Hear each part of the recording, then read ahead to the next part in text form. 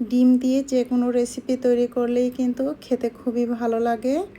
আর এটাও খুবই সহজ একটি রেসিপি, তবে খেতে দারুণ হয় এবং এক পিস ডিম বা একই রেসিপি দিয়ে খাওয়া শেষ করে ফেলা যায়। খুবই মজাদার একটি রেসিপি হয় আর কোনো ঝামেলা ছাড়াই অল্প সময়ের মধ্যে এই রেসিপিটা তৈরি করে নেওয়া যায়। এখানে আমি প্যানে কিছুটা তেল নিয়েছি, তারপরে একটা একটা করে ডিমগুলো পোস্ট করে নিব। আর এখানে খুব বেশি তেল ব্যবহার করতে হবে না, অল্প তেলে ডিমগুলো পোস্ট করে নিতে হবে।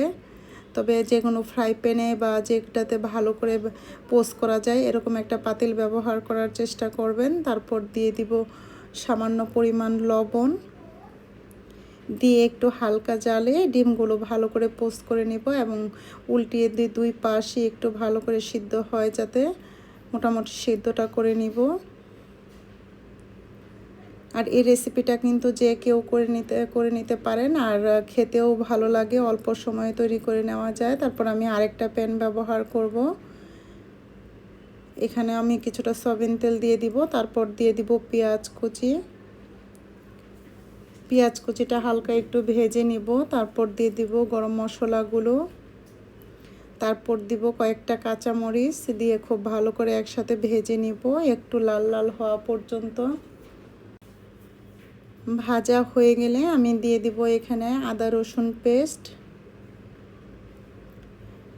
রসুন পেস্ট দিয়ে সামান্য একটু পানি ব্যবহার করব এটা আরেকটু ভেজে নেওয়ার জন্য। মশলাটা ভেজে দিয়ে দিব পরিমাণ মতো লবণ, হলুদের গুঁড়া, মরিচের গুঁড়া, ধনিয়া গুঁড়া দিয়ে খুব ভালো করে মশলাটা কষিয়ে নিতে হবে। তারপর কষানো হয়ে গেলে আমি এখানে কিছুটা পানি ব্যবহার করব।